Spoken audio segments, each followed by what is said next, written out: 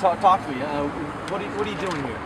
I was asked to be here because I know John and Ken probably better than anybody around, and I'm more than willing to tell the truth about who they really are. And one of the main thrusts that I have in this situation is I want the truth to come out about what's really going on here. The public doesn't understand what John and Ken really are. John and Ken are a business that is based on a fraud. And I personally believe through my own personal experience that John Cobalt himself is in fact a racist.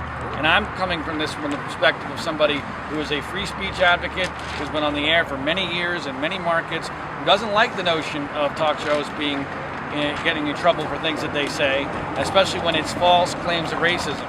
But John Cobalt is a real racist. And I have a story to tell that I believe proves that. On September 11th of 2006, before I went on my show, which was at 7 to 10 p.m. on KFI at that time, I was doing my normal tease with John Cobalt. During the commercial break before that, I asked John, because he was railing on the Iraq War that particular day, which he had previously been very much in favor of, whether or not he had flipped on the Iraq War simply for ratings, because everything John does is for ratings, or whether or not he really believed that the war was wrong. At first, he screamed at me and said, "Oh, shut up, leave me alone." And then after a couple of moments of silence, he looked me straight in the eye, and I'll never forget what he said. He said, "John, no, I actually believe it, because trying to control Muslims is like trying to control black people. It will never happen. It's not in their makeup." I was stunned, shocked, and quite frankly frightened. When I went on the air, he and I got into a huge battle, which influenced the rest of my career at KFI, which went on for a little bit more than a year before we parted ways. John Cobalt is a racist. People need to understand that. He is not just a fraud who says things on the air constantly that he doesn't believe, which I, as a broadcaster, find offensive.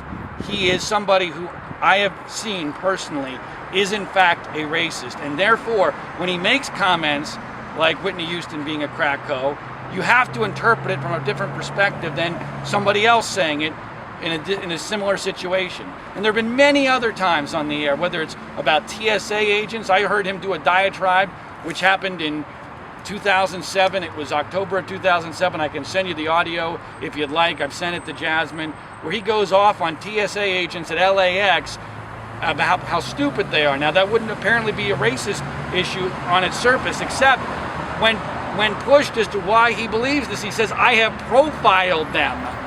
I see these people. I am scared by them. They are stupid."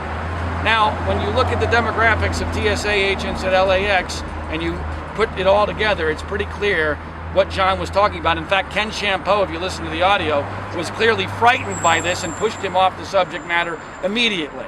So this is a one in a series, a long series of comments that these guys have made, specifically John Cobalt. I think Ken goes along for the ride and for the paycheck, that have made, which I believe indicate a racist tendency. It does not belong on the airways. The public needs to know what really makes John and Ken tick, and this was not an isolated situation. These guys are frauds, they run a business, and I believe they peddle in racism for money, and it's wrong.